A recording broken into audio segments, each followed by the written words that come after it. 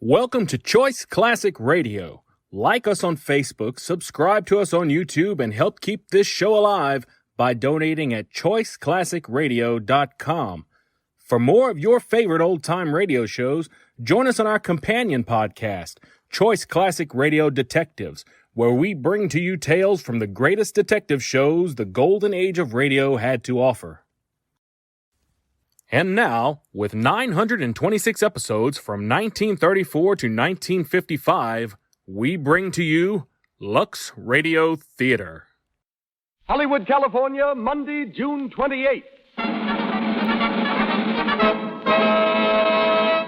The Lux Radio Theater presents Walter Winchell and Josephine Hutchinson in The Front Page with James Gleason.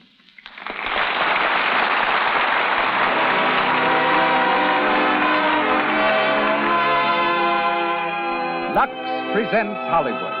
We appreciate your enthusiasm for Lux Flakes.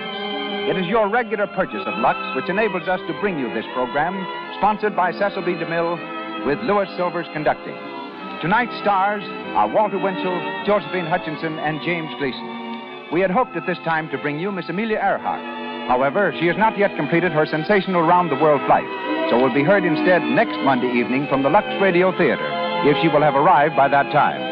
Our guests tonight are Miss Kathleen Howard, fashion editor of Photoplay magazine, and John McSood, fabric expert and motion picture technical advisor. From our stage on Hollywood Boulevard, we welcome you to another hour in the Lux Radio Theater.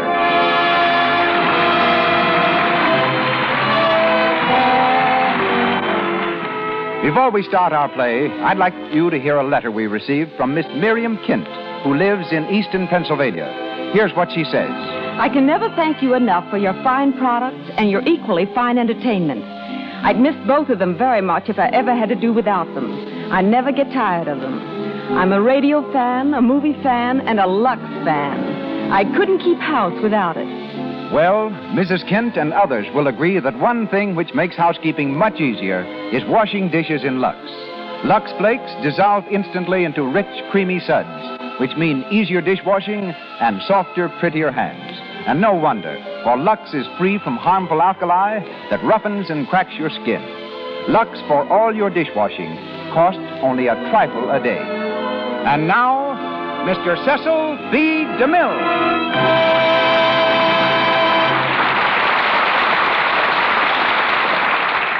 Greetings from Hollywood, ladies and gentlemen.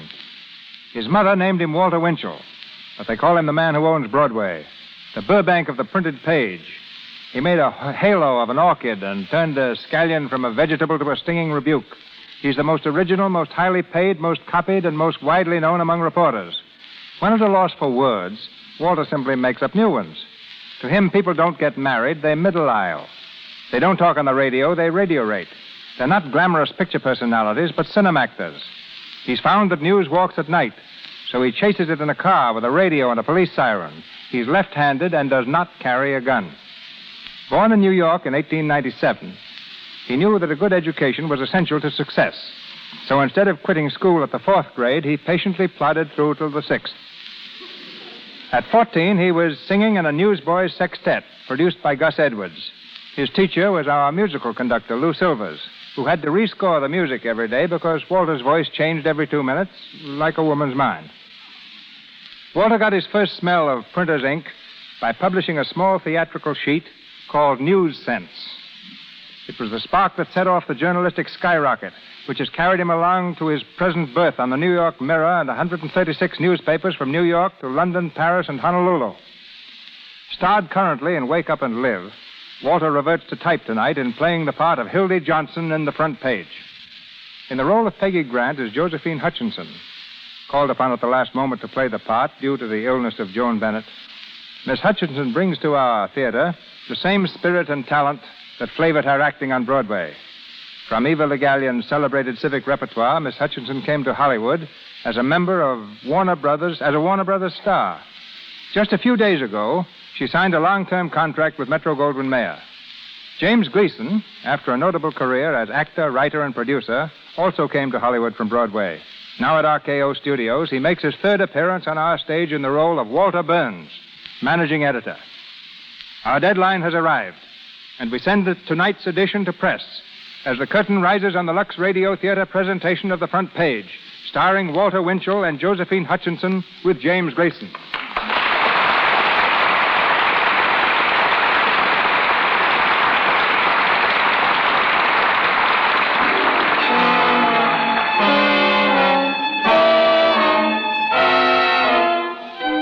A newspaper office in the city of Chicago.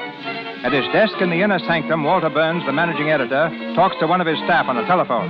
He's just received a disquieting bit of news, and he pounds the desk violently, sending a shower of papers onto the floor.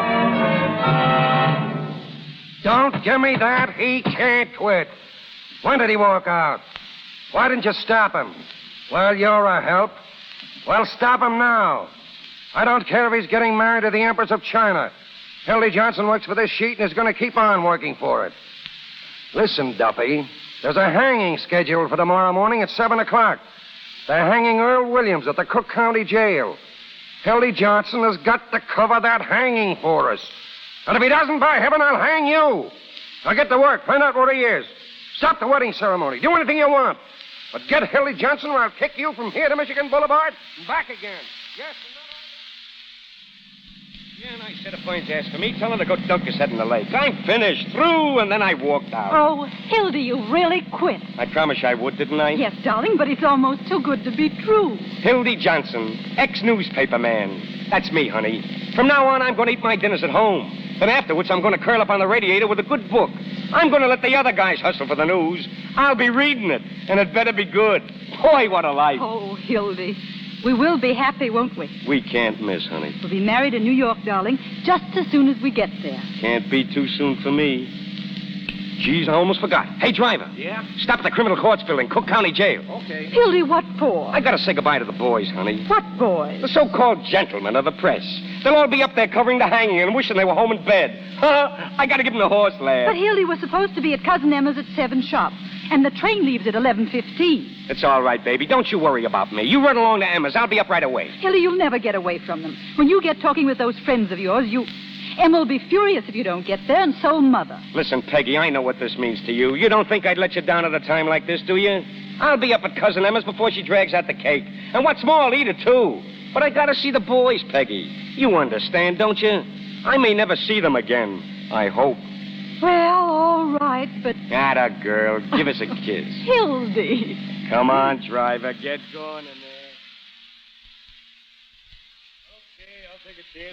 Deal me out. I was ahead a minute ago. All right. Hello? Press room. Hildy Johnson? No, he ain't here. I said he ain't here. Okay. Hey, who was that, Wilson? Burns again, trying to reach Hildy Johnson. Hello, give me Sheridan 2000. Hey, Murphy, what is the idea? Is that the only telephone in the place? The only one with a mouthpiece on it. How many times have I got to tell you fellows to leave my phone alone? If you've got to talk through a mouthpiece, go buy one like I did. Shut up. Give me Sheridan 2000. I won't shut up. I'm trying to keep this phone clean of germs. Hey, Bensinger, what is this? A hospital or something? Oh, look now, at come this on, run drawer. those cards, Look at will it. you? Who put that pie in there? I did, but don't eat it, Benzinger. It's rotten. I don't intend to eat it, but I don't intend to let you fellows use my desk as a garbage can.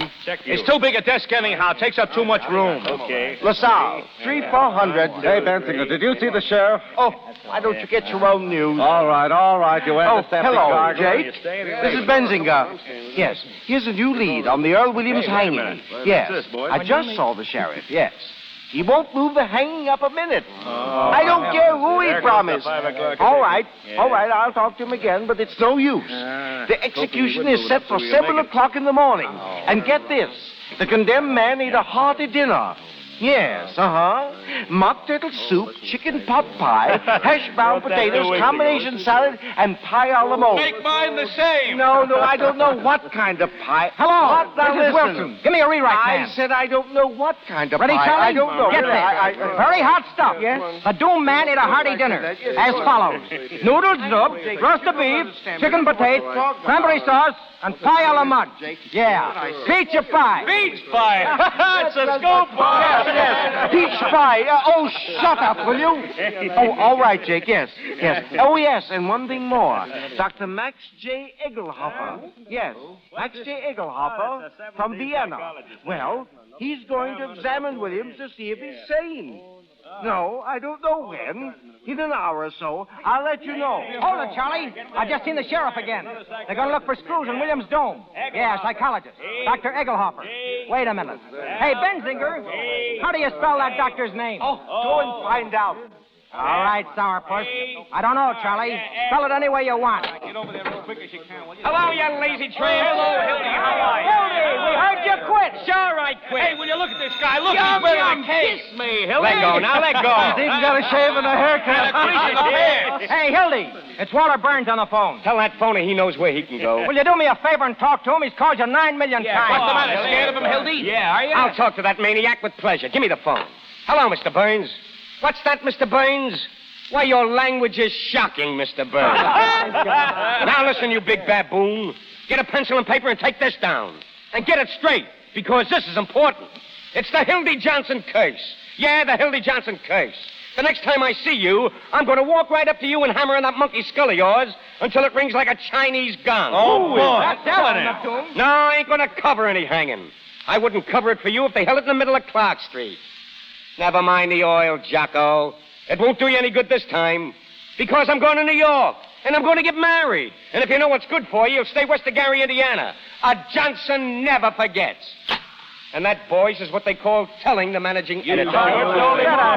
Goodbye forever. Oh, shut up. What'd you quit for, Hildy? Yeah, we hear you're going to get married. I'm getting married, all right. See these? 3 tickets to New York. What do you mean, 3? Me and my girl and her old lady. Kind of sudden, ain't it? What do you want to get married for? Maybe he's in love. He's in love. Hey, when's the wedding, Hildy? It's in New York, so you guys ain't going to have any fun with it.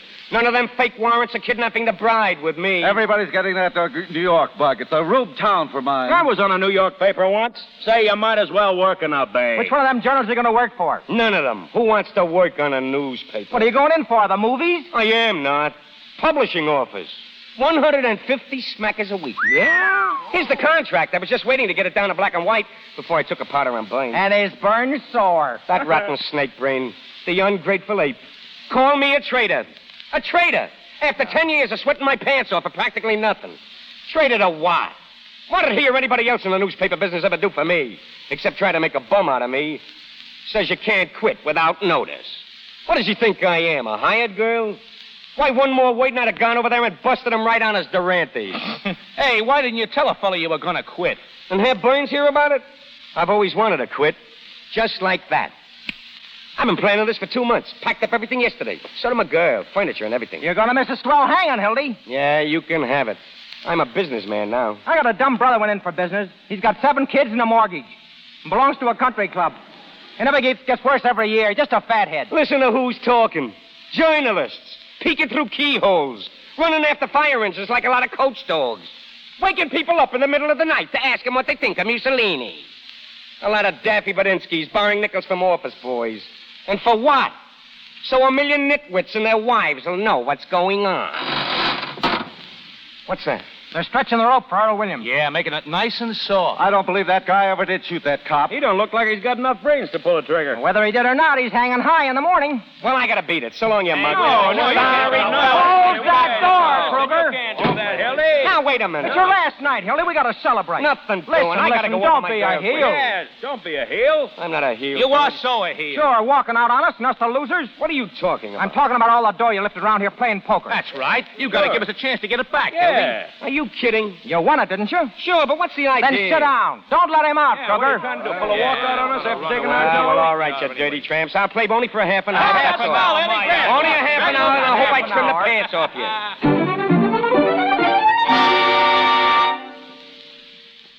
Ante up, boys. Come on, I'm out ante up. $7 Hey, now. where are those sandwiches Hey, you come ordered? on, Hildy. Come on. Stop looking at your watch. will Listen, ya? fellas, I gotta go. No fooling. Hey, sandwiches. No, come on. Well, hello, Sheriff. Hi. Yelling up here. That was me, Sheriff. Sit down and take a hand. You can have my place. Oh, no, you Pinky. don't, Hildy. Sit down. Now listen, boys, listen. You gotta be quiet. There's a man over there in the death house. How do you suppose he feels listening to all this revelry? A lot you care how he feels. Keep your shirt on, Pinky. Wait a minute, you. I don't want to hear any more of that pinky stuff. I got a name, see? Peter B. Hartman. What's the matter with Pinky? He's all right. Who's all right? Stop now, honest boys.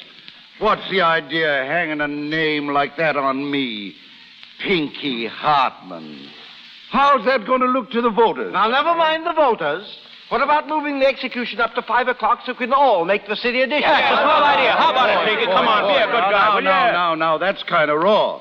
You can't hang a fellow in his sleep just to please a newspaper. No, but you can reprieve him twice, so the hanging will come 3 days before election, so you can run the law and order ticket. You can do that all right, don't you? I had nothing whatsoever to do with these reprieves. That was entirely up to the governor. Oh, yeah? Well, how do we know there won't be another reprieve tonight? There won't be. No? What about that doctor? Suppose he finds Williams insane or something? He won't find he's insane because he isn't. Even if he was, you'd hang him to get the vote. Now, boys. Easy now. I know you. Now, he's going to look him over in my office in a couple of minutes, and then you'll know all about it. Besides, there's nothing he can find out. Williams is just as sane as I am. Saner, Pinky. Oh, there's no use in talking to you, boy. Yeah, I wondered how long it'd take you to find that out, Pinky. Hello? Oh, yes, ma'am? Hey, Hildy, it's your girl. Holy shit. Give me that. His girl. Ain't it romantic? What's the matter, honey? I know, but I couldn't help it. Here's your sandwiches, boys. So am I, baby. Ham and eggs. What's the matter? Haven't we got any money? Sweetheart, there's nothing to cry about. Yeah, come on. Lay off those potatoes. Oh, honey, it's the boys. They're all yelling, of course, darling. Of course I'll be there. I'm leaving now. That's mine. Oh, Peggy, if you talk like that, I'm going to ride out and jump in the lake. I swear I will. I can't stand it. Listen. We're listening. Go ahead. Darling, I love you. Hildy loves you. I said I love you. Oh, wait a minute, fellas. Give him a break, will you? That's the stuff. That's better. I'll be right there, honey. Now, don't take it easy. Right away. I'll be right over. Honey, baby, you'll be right over. Did you hear that? Hello? Yeah. Hey, Hildy, it's Burns again. Tell him to give us a rest, will you? Hello. Listen, Burns, you're making a nuisance of yourself. What's the idea of calling up all the time? No, I'm through with newspapers. I don't give a hoot what you think of me. I'm leaving for New York tonight, right now, this minute. Well, goodbye, you rotten wage slaves. When you're crawling up fire escapes and getting kicked out of front doors and eating a Christmas dinner in a one-arm joint, don't forget your old pal, Hildy Johnson. Well, goodbye. Well, we see you again, Hildy. The next time you see me, I'll be riding in a 16-cylinder wagon giving out interviews on success. Goodbye, Hildy. Well, Goodbye, take care of Hildy. yourself, Johnson. So long, fella.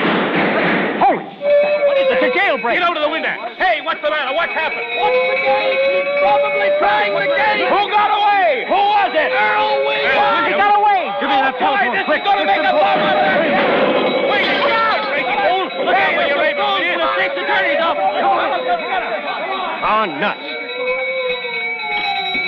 Hello. Give me Waller, Burns. Quick. Hello, Waller. This is Hildy Johnson. Forget that. Forget it, I tell you. Listen, Earl Williams just slammed out of the county jail. Yeah, just this minute. Don't worry. I said don't worry. I'm on the job.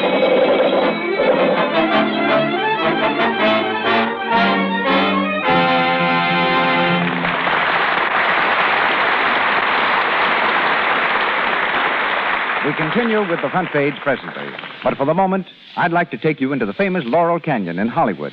There on a vine-covered porch, sitting in a swing hammock, are a boy and a girl, very much in love and trying hard to be practical.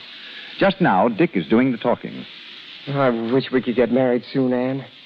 But I don't know how I'm going to buy you dresses like that new one you got on. Why, I bet that cost a week's salary. Darling, this dress isn't new, and it costs practically nothing. Well, it certainly looks expensive. That's because I know how to get things at bargain prices. Yeah. And say, it is swell looking. And I know how to keep them nice, too. I only buy dresses that are luxable. What do you mean, luxable? You can keep them nice in Lux, darling. Lux Flakes. Oh. It hardly costs anything to take care of things that way, and they look like new so much longer. Yes, Anne, you're one of the millions of girls who know that Lux brings down the cost of looking smart and well-dressed. This year especially, stores everywhere are showing so many smart, inexpensive clothes that are luxable. Cottons, silks, and linens, all kinds of summer fabrics, will stay new-looking much longer if you care for them with Lux. These gentle flakes are safe for anything that's safe in water alone. Lux cuts down expensive upkeep and makes your things look like new all season long. Once again, Mr. DeMille. We continue with the front page, starring Walter Winchell and Josephine Hutchinson with James Gleason.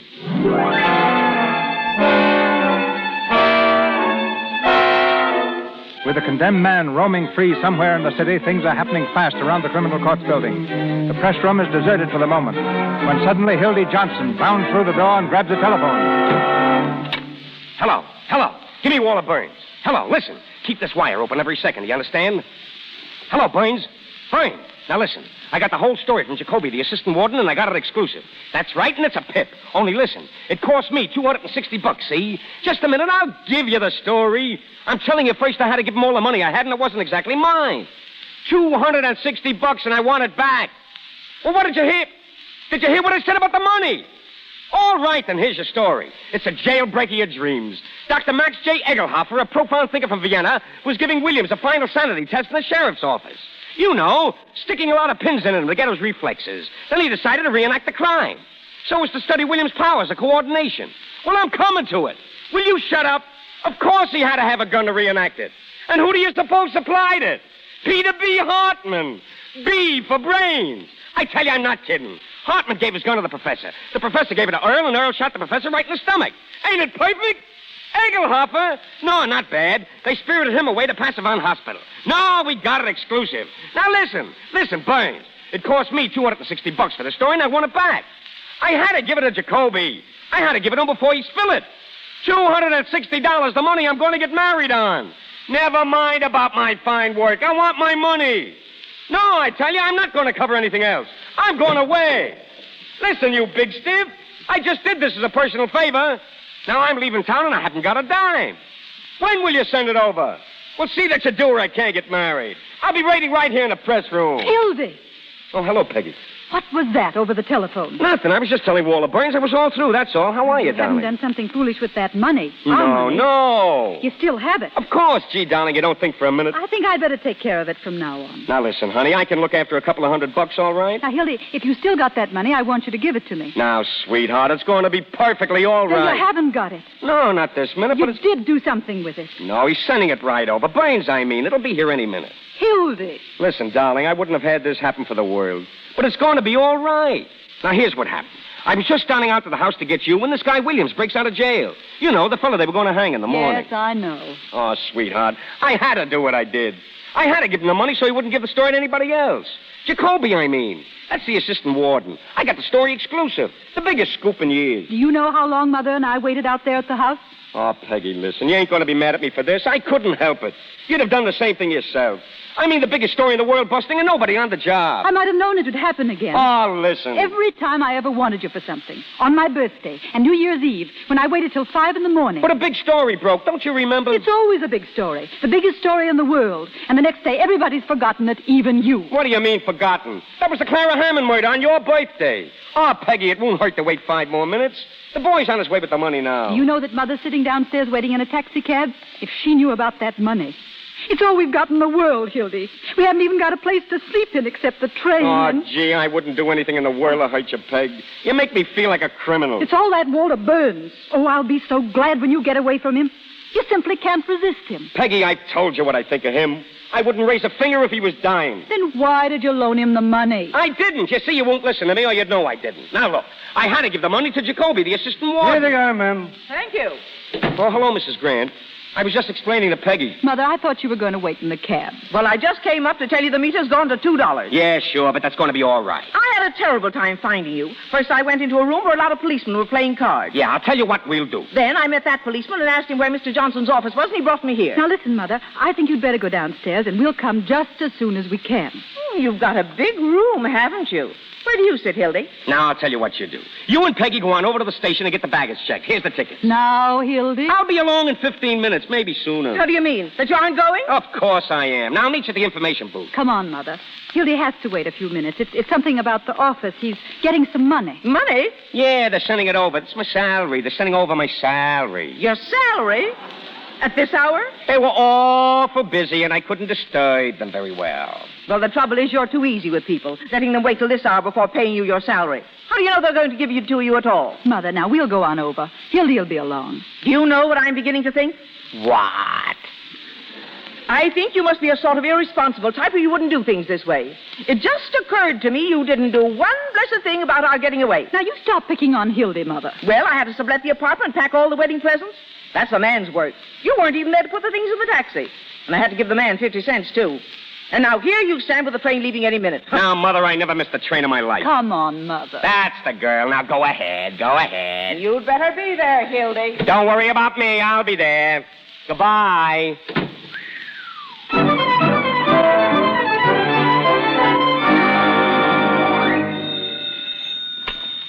Sheriff's office. Hartman speaking. What? Yes, where? Well, surround him. Put 100 men around the house. And if he gets away, I'll break every cop on the force. Well, Sheriff? They've spotted Earl Williams.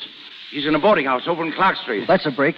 Those newspapers would hound the tails off of us if he ever got away. Listen, Jacoby, he ain't going to get away. This thing means votes. And I'm going to hang Earl Williams if it's the last thing I do. Oh, Sheriff. Who are you? My name's Pincus. I got a paper here for you. It's from the governor. What's from the governor? The reprieve for Earl Williams. For who? Earl Williams, the reprieve. Wait a minute. Is this a joke or something? Huh? It's a mistake. There must be a mistake. Look at this, Jacoby. Insane, he says. He knows darn well that Earl Williams ain't insane. This reprieve is pure politics. It's an attempt to ruin us. What can you do? I only brought it over. You can't blame No, wait a minute. Listen, Mr. Pincus. You didn't bring this over. You couldn't find me. I never saw the reprieve. Huh? But you got it in your hands, right? Well, for 150 miles. Now, you shut up and listen. How much money do you make now? $20 a week. And car fare. For 150 a month, you could forget this reprieve business, couldn't you? You could say you couldn't find me, couldn't you? But I did find you. Oh, ye God. Look. Here. Take this reprieve away. Go away. Don't come back until tomorrow morning at 9 o'clock and keep your mouth shut. I'll settle everything with you tomorrow. Well, all right. That's the boy. Now, go on. It sounds awful funny to me, though. You're taking a big chance, Sheriff. Oh, chance, don't I know it? Don't you think I realize... Hey, Sheriff! What do you want, Johnson? Did Walter Boyne send anybody here with some dough for me? No, he didn't. All right, Pinky, don't get sore. I hear you surrounded Williams. Yes, we have. Nice work, Pinky. I bet you'll let him go so he could vote on Tuesday. Get out of here. If anyone comes for me, I'll be in the press room. Hello, Duffy. Hello, Duff. This is Hildy. Listen, where's Burns? Where did he go? Well, listen, Duffy, I'm waiting here for the boy to bring over my money. The $260 he owes me. Yeah, in the press room. He told me the boy was on his way. What are you laughing about? Listen, Duffy, has that maniac started that money over or not? No, I ain't got time to come over to any office. I'll miss the train. Oh, shut up, Duffy. Listen, will you? Wait a minute. Who's at that window? Who's out there? I'll call you back, Duffy. Who's out there? What's the idea of crawling around on fire escapes? Excuse me. I had to come in. I had to. Well, who are you? Me? I'm Earl Williams. Earl Williams? They're after me with searchlights. Put down that gun. It ain't loaded. I fired all the bullets already. Well, give it to me. Here. I surrender. I couldn't hang off that roof any longer. Yeah, get away from that window. I'm not afraid to die. I was telling that fellow that when he handed me the gun. Shut up a second. Let me lock the door. Waking me up in the middle of the night, talking to me about things I don't understand, calling me a murderer. I ain't a murderer, but sometimes I just can't think straight. I get a pain up here. Be quiet. Let me think. Go on, take me back and hang me. I done my best. Will you shut up? Sit down over there. Go ahead now. Go on, sit down. Hello. Give me Burns, quick. I didn't mean anything. I just didn't think. Hello, Burns. Geez, Burns, listen. You gotta get over here. I said you gotta get over here. I got Earl Williams. He's here with me now. Earl Williams. Yeah!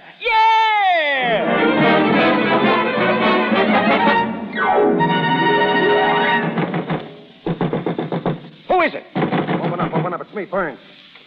Well, where is he? I thought you'd never get here. Come in, Louie, and close that door. Okay, boss. I brought Louie along to give us a hand. Well, where is he? Where's Williams? He's in the desk. What desk? The big one, right here. I stuck him in there and pulled down a roller. Open it up and let's get a look at him. Hello, Williams. Let me out of here. I can't stand it. Please let me out. Keep quiet, you mug. You're sitting pretty. Close that desk. Who's out there? Hildy, what's holding you up? Oh. Who's the dame? It's my girl's mother. Yes, and I've waited just as long as I'm going to wait. Shut up. Shut up. What? Please. Who's that? There's somebody in that desk. Don't be silly, lady. What would a man be doing in a desk? I don't know, but there's something going on here. Shut up. I won't shut up. Who's in that desk? Now, Mother, please. Take her out of here, will you, Louie? What did you say? Now, look here, Burns. Louie, get some guys to help you and take this lady over to Polack Mike's and lock her up. See that you don't talk to anyone on the way. Okay, boss. I take a good What's care that? of her. Come on now, Burns, you can't do that. Don't you touch me. Tell him it's a case of delirium tremens. Let me go. Listen, Burns, this will get me in an awful jam. I really go. Shut up, lady. Hey, wait, don't. Take it easy here. Let me go, will you? What for? Let go of me. I got my girl downstairs. She's downstairs in the cab all alone. Your girl. What are you, some half-baked college boy? Why, in time of war, you could be shot for what you're doing. For less than you're doing. Never mind that. There's your story, locked up in that desk. Smear it all over your front page and take all the credit. I covered your story, and I covered it right. Now I'm getting out. You drooling saphead. What do you mean, a story? You've got the whole city by the seat of the pants. I know all about that. You don't know beans. You've got the brains of a pancake. Listen, Hildy, if I didn't have your interest at heart, would I be wasting time now arguing with you? You've done something big. You've stepped into a new class.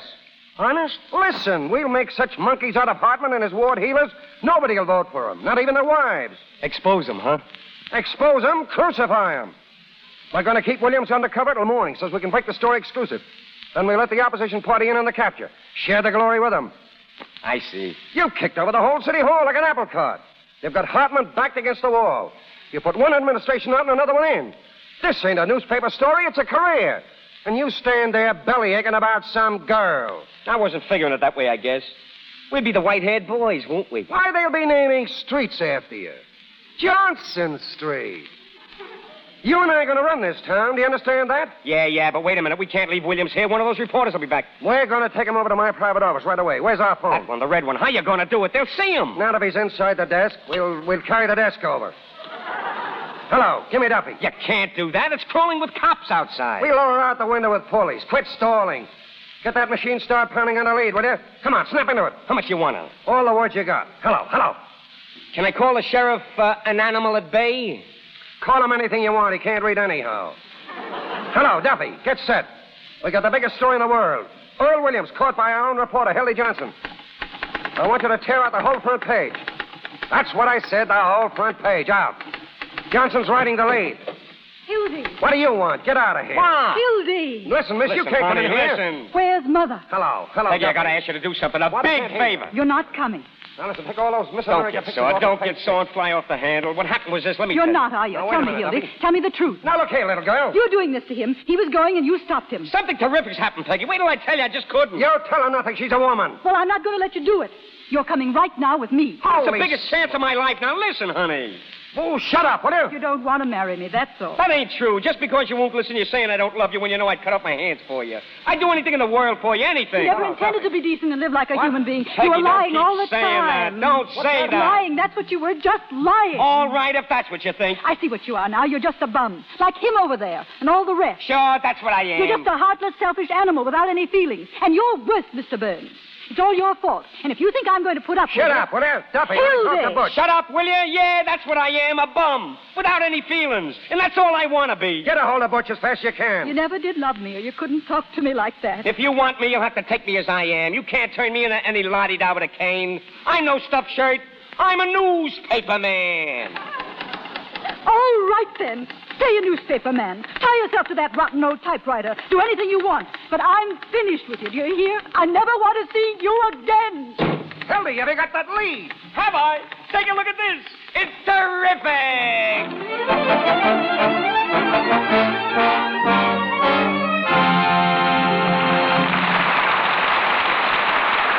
We pause for station identification. This is the Columbia Broadcasting System.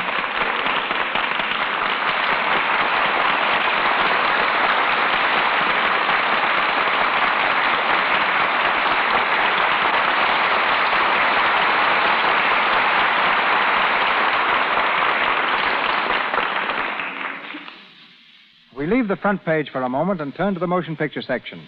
There, under the caption of Hollywood Personalities, we encounter John McSood, one of the world's foremost linen experts. Picture studios, in their endless effort to perfect every detail of a film, use Mr. McSood as technical advisor in scenes showing table linens, handkerchiefs, and linen costumes. In close-ups particularly, they must be absolutely correct. Mr. McSood has devoted a lifetime to that which we ordinary mortals dismiss with a sneeze, the handkerchief. When not at the studios, he spends his time operating one of our more exclusive shops. It's known as the Kerchief Bar at the crossroads of the world, where many of our stars are frequent visitors. Handkerchiefs, ladies and gentlemen, have been a collector's item for centuries. Among the screen's more avid fanciers of handkerchiefs are Jane Withers, Jeanette MacDonald, Leslie Howard, Tyrone Power, who prefers them in silk, Gracie Allen, and Joan Blondell.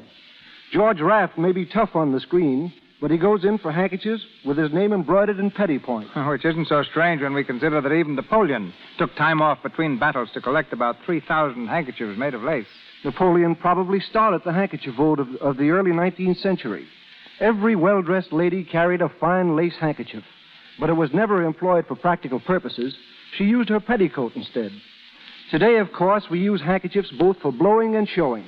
In my shop, I have 12,000 different patterns and handkerchiefs for which people pay as high as $750 apiece. To pay that much for a handkerchief, a fellow must keep his nose to the grindstone. Then take a less expensive one, the kind, for instance, that sells for $100. That's 12 inches of the finest hand-spun, lustrous linen. It comes from Ireland, France, or Belgium. From there, it goes on a long journey through the Suez Canal to China for expert handwork. It's hem-stitched in southern China and is sent to my headquarters in Shanghai. From there, it goes to northern China for embroidery and back again to Shanghai for the finishing process. Before this takes place, a year and 3 months of hand labor have gone into that handkerchief. Back in Shanghai at my headquarters, it gets 7 baths.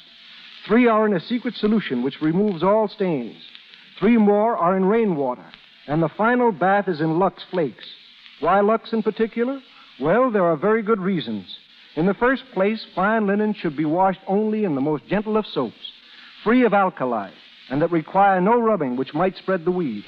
The second reason is that Lux Flakes restores to linen its original creamy whiteness and luster. Only after its bath in Lux is the handkerchief brought to the United States. By this time, it has traveled about 17,000 miles.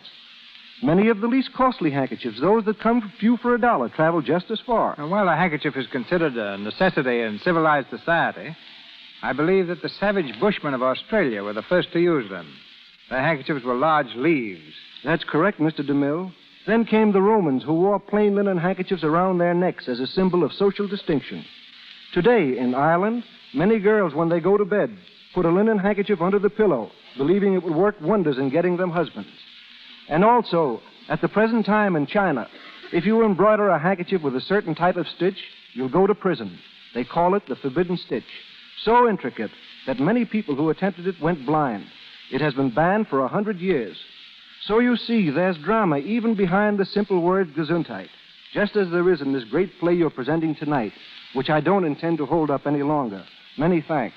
You win by a nose, Mr. McSood.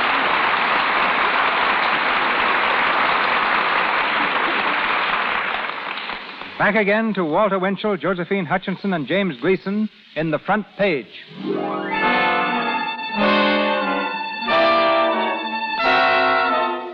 Police have discovered their mistake, but the man they surrounded was not Earl Williams. The search has been renewed again around the county jail.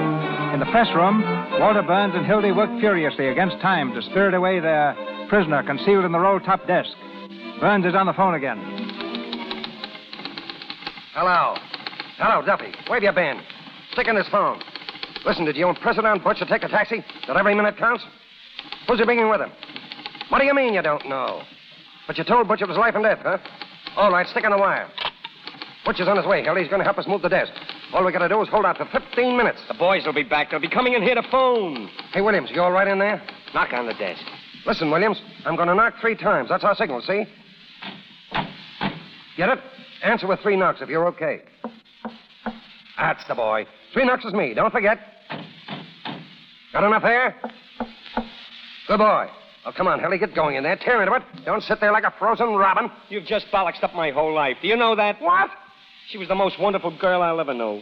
She had spirit, brains, looks, everything. Who in blazes are you talking about? My girl, who do you think? What are you going to do, start mumbling about your girl now? You've got a story to write. I practically threw her out. Like she was a You acted dame. like a man for the first time in your life. Now don't start crawling now. I'll never love anybody else again. They don't come like that twice in a guy's life. You'll sleep it off. Now listen, Hildy, I got enough on my mind. When she was sick in the hospital and you sent me on that wild goose chase all over Kentucky for 3 weeks, she never even complained. Oh, sick in the hospital. She was. She nearly died. I see. She didn't complain, but she just nearly died, that's all. I would have been on the train now. I would have been almost a Gary. Listen, Hildy. You've had a good rest. Now get back on the story. Who is it? It's the new boss, Louis. Louis, what's he doing back here?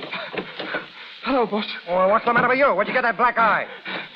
Where's the old lady? What'd you do with her? What happened? You been in a fight? Oh, down the Winterworth Avenue. We're going 65 miles an hour. You know what I mean, boss. Take the mush out of your mouth. Where's the old lady? I'm telling you, we're on a smack into police patrol. You know what I mean? We broke him in half. Was she hurt? Where is she? Tell me. I'm telling you, can you imagine bumping into a load of cops? They come rolling out like oranges. What did you do with her? What became of her? I'm asking you. Oh, search me. When I come to, I was running down 35th Street. Get me? Oh, you screwball. I give you an old lady to take someone, you hand her over to the cops. What do you mean I hand her? The patrol wagon, she was on the wrong side of the street. She's probably squawking her head off at some police station. Now everything is fine. Well, I don't think she's talking very much. You know what I mean? You mean she was killed? Well, I ain't sure, but there's a good chance. Oh, my God, dead!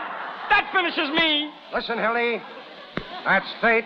What will be, will be. What am I going to say to Peggy? What'll I tell her? You're never going to see her again. Snap out of it. Would you rather have the old dame dragging the whole police force in here? I killed her. I did it. How can I ever face her? Listen, Hildy, if it was my own mother, I'd carry on. You know I would. Shut up, you murdering no good. No matter how I felt, if my heart was breaking, I'd carry on. For the paper. Where was it, Louis? I'll go out. You stay here. Let me alone. Right when I'm surrounded with my back against the wall, you ain't going to lie down on me. I'm going to lay down on you and step in your face, you murderer. Scared, huh? Yellow running out of your collar. I don't care what you think. I'm going to find my girl's mother. Who's that? What's going on in there? The sheriff. The sheriff and the rest of the boys. Now we're in a sweet spot. Spot or no spot, I'm leaving. Don't open the door. There he is, Sheriff. Don't let him get away, Sheriff. Just a minute, Johnson. Let me alone. Come on, get away, Sheriff. Take your paws off me. Hold him, boys. Hey, Sheriff, what do you think you're doing breaking in here like this? You can't bluff me, Burns. I don't care who you are or what your paper you're editor of. Let me go, fellas. Something happened to my girl's mother. Hang on to him. What's the idea? I'll tell you what the idea is. One of the prisoners was looking out of the jail window about an hour ago, and he saw a man come down the fire escape and into this window. That man was Earl Williams. What are you doing, Hildy? Hiding him for a scoop? Yeah. I don't know anything about it. Let me out of here. He knows plenty. Come on, Piggy. Give him the third degree. Where is he, Johnson? Where you got him? You're barking up the wrong tree, Hartman. I'll give you 3 minutes to tell me where he is. Come on, Johnson. Where is he? All right. He went over to the hospital to call on Professor Egelhopper. What? Yeah, with a bag of marshmallows. In here, madam. This is the place. Mother! And that's the man. His name is Burns. Mother, I'm so glad to see you. Are you all right? Tell me. You let me alone, Hildy Johnson. What's the idea here? This lady claims she was kidnapped. What? They dragged me all the way downstairs. I tried to get help, and they began to pinch me. I'm black and blue, all over. Then they ran into another automobile, and I was nearly killed. Just a minute. What did Walter Burns have to do with this lady? He was the one in charge of everything. He told them to kidnap me. Madam, are you referring to me? You know you did. You told that man to take me out of here. What about this Burns? Kidnapping, eh? It's beyond me, Sheriff. Who is this woman? Oh, what a thing to say. No, madam, be honest. You were out joyriding, drunk, and you got in some scrape. Why don't you admit it instead of accusing innocent people? You ruffian. You unprincipled man. How dare you say a thing like that? Please, Mother, don't mind him. He's just crazy. I'll tell you something else, officer. I'll tell you why they were hiding. They were hiding a man in here. Hiding him? Yes. In here? Madam, you're a two-faced liar. Holy... What was that? There's someone in that desk. Yeah, someone knocked back. On the desk. Someone knocked back. Sure. Yeah. Yes. Stand back, you men. Come out here, Williams. Come out, do you hear?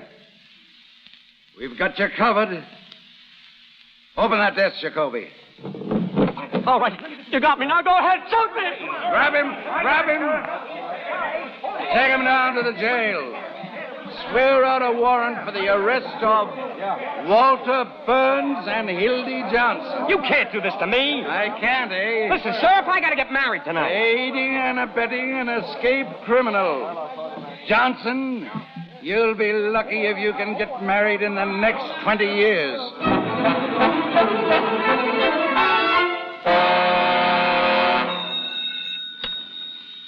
Sheriff speaking.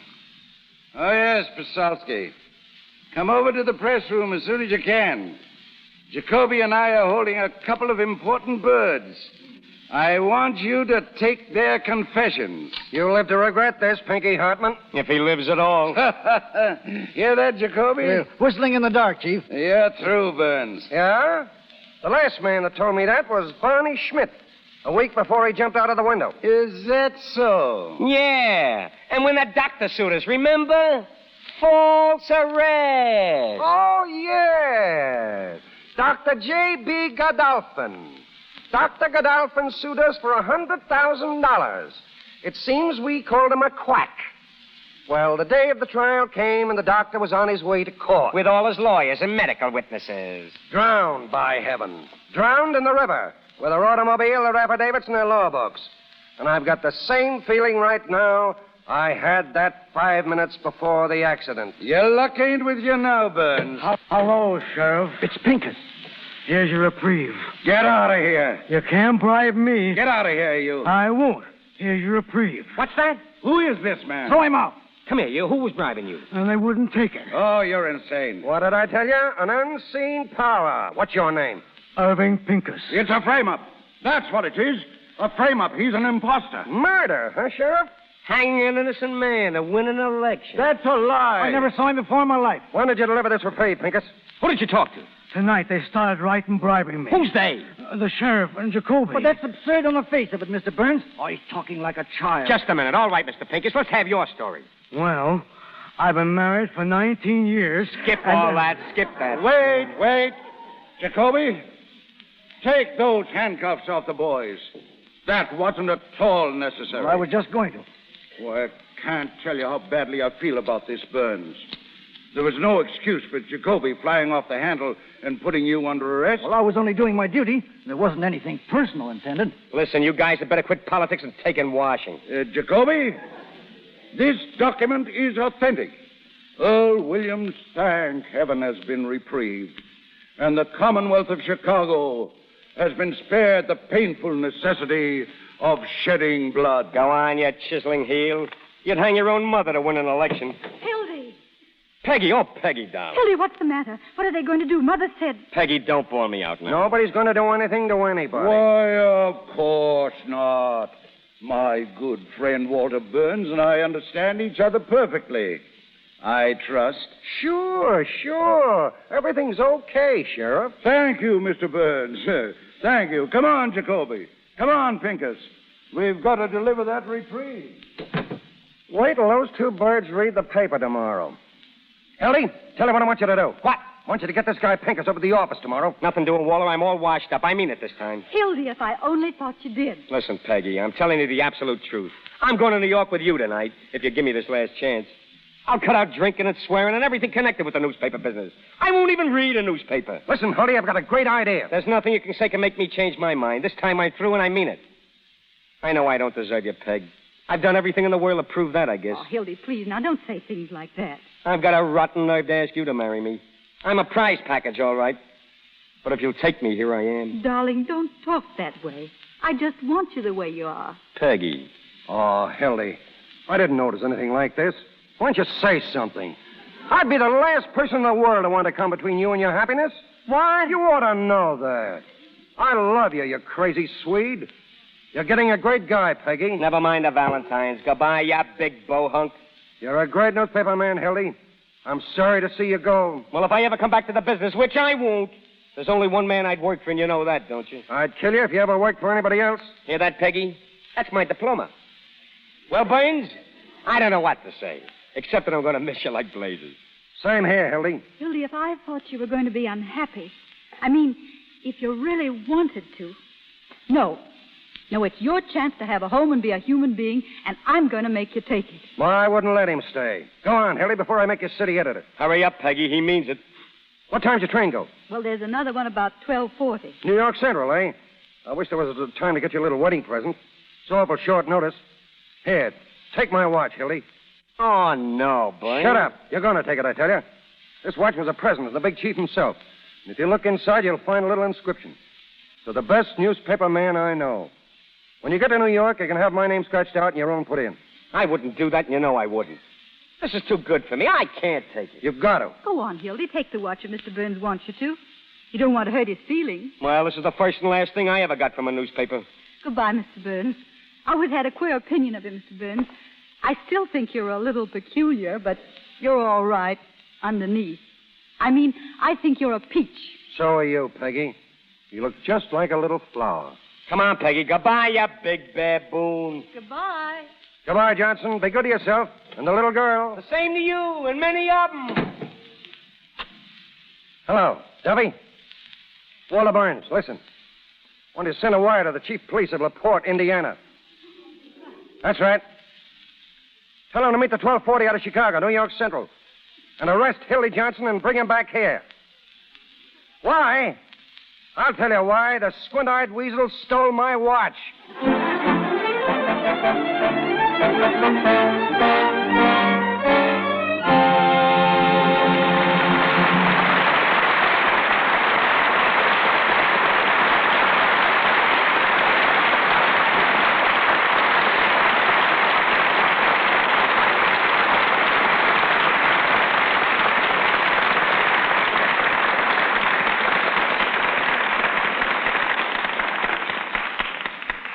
And so we complete the last page of the front page and devote the next few moments to a meeting with Kathleen Howard, editor and actress.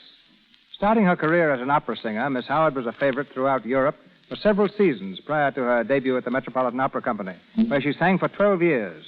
Turning author, she contributed to many national magazines, became fashion editor of Harper's Bazaar and president of the Fashion Group.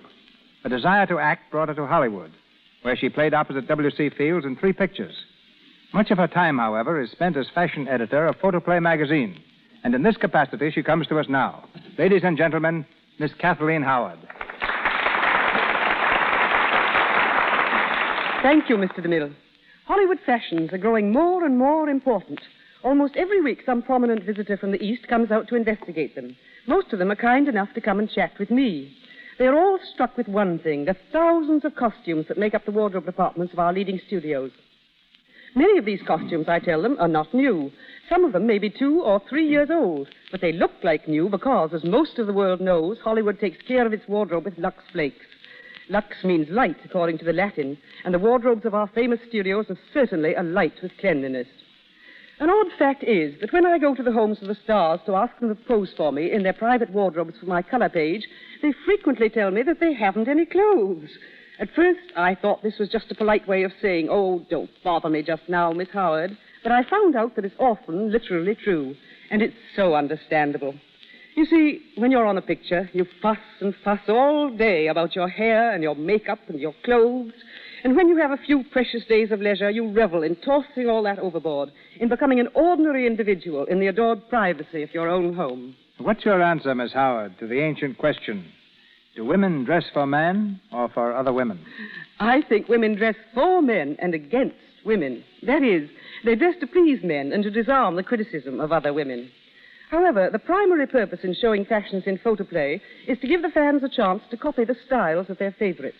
In doing this, it is advisable for girls to find out first what type of screen star they resemble. Long ago, I divided girl types of beauty into 2 basic categories, the kitten and the fox.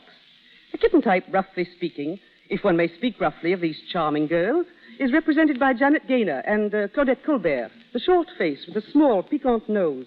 The fox type is the longer face with a straight nose, like Joan Crawford or Merle Oberon. The fox type looks best in sophisticated, tailored clothes, while the kitten may do very well indeed by going fluffy and feminine if she wants to, and all will be forgiven. What have you to say about fashions for fall? Oh, just a note of warning. Fashion shows a huge range of choice for the coming fall, with many amusing, whimsical notes stressed. Hats are crazier than ever. Delightful, but crazy. So, unless you have an unlimited budget, the best plan is to go safe, sane, and simple at first, and add the highlights later. If you hear that the low waistline is coming back, don't shudder and think that we're going back to the badly proportioned silhouette of 1926. This time it will be much cleverer, and there's nothing to be afraid of. And now, Till we meet again in photoplay, all my thanks. Thank you, Miss Howard.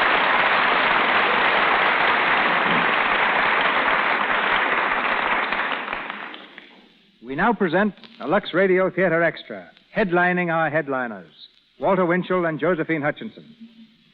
In reading the criticisms of your last picture, Wake Up and Live, the critics all agree on one point, Walter, that your performance was the first genuine portrayal on the screen of what reporters are really like. What do you mean, my last picture? That wasn't an eye job, Mr. DeMille. That was a we job. The big credit should go to screenwriters Curtis Kenyon, Harry Tugand, and Jack Yellen. You know, most of us think that the prototype of all police reporters is Hildy Johnson. That's not quite true, Joe.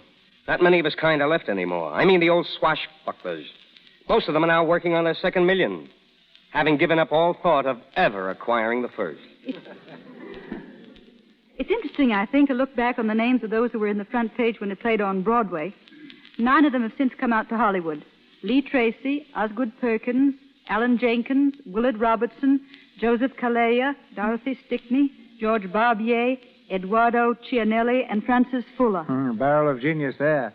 But what can you tell us, Walter, of your two friends who wrote the play, Ben Hecht and Charles MacArthur?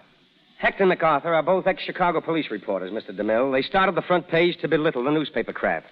They found they couldn't do it. To quote them, the front page is a valentine thrown to the past, a ballad full of love. Hecht used to be a roadshow acrobat. He changed his mind and turned violinist. Changed his mind again and became a reporter. He's got a habit of carrying a torch for mankind. Harry Hansen calls him the Pagliacci of the fire escapes. MacArthur, husband of Helen Hayes, is the son of a minister and studied for the pulpit himself. With Hecht, he's written such other hits as 20th Century and several great pictures, including The Scoundrel, the Academy Award winner, which they also produced. An orchid, then, to a couple of the ablest craftsmen of our time.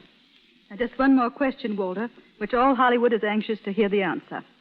Have you swapped Broadway for Hollywood Boulevard, or are you going back to New York? Of course I'm going back, Josephine, just as soon as I finish the next picture, probably in October.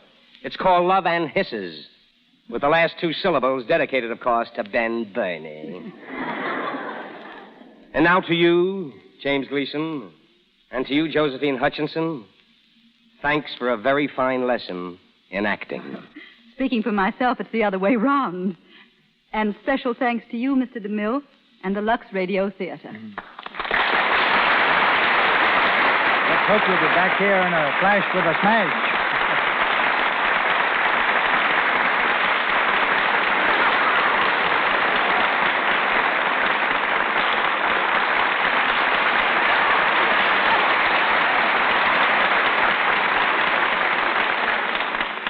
Mr. Winchell, Miss Hutchinson, our thanks. Ladies and gentlemen, this is your announcer, Melville Ruick. Our play and stars for next week will be revealed in just a moment by Mr. DeMille. Tonight's cast included John Butler as Wilson, Frank Sheridan as Sheriff, Georgia Kane as Mrs. Grant, Edward Marr as Murphy, Victor Rodman as Bensinger, Lou Merrill as Swartz, Matt Moore as Kruger, Eddie Waller as Jacoby, Rolf Sedan as Pincus, Sidney Newman as Diamond Louis, Bud McTaggart as Earl Williams, and Ross Forrester and Frank Nelson as police officers. We thank the Andrew Juergens Company for Mr. Winchell's appearance this evening. Miss Hutchinson appeared through courtesy of Metro Goldwyn Mayer Studios. James Gleason, RKO, where his new picture is entitled 40 Naughty Girls. Mr. DeMille is from Paramount, and Mr. Silvers, 20th Century Fox, where he was in charge of music for Shirley Temple's new picture, Wee Willie Winkie. And here is our producer. There are stars in the heavens and plays in the theater whose brilliance time cannot dim. Such a play we present next Monday night. A tender romance made famous by Richard Mansfield. Many of you saw it on the stage or screen. All of you will have a chance to hear it 1 week from tonight when the Lux Radio Theater offers Beau Brummel, starring Robert Montgomery with Madge Evans, Leo G. Carroll, Bramwell Fletcher, and Jean and Kathleen Lockhart. As guest of honor, if she arrives in time, Miss Amelia Earhart will give us the highlights of her amazing flight around the world, which she is now completing.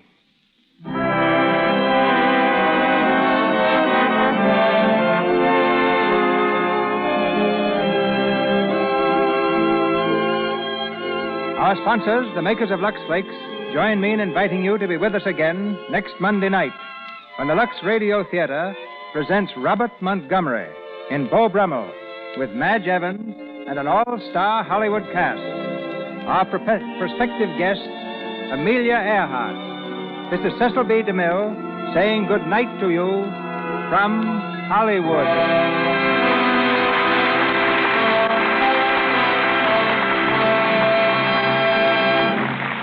This is the Columbia Broadcasting System.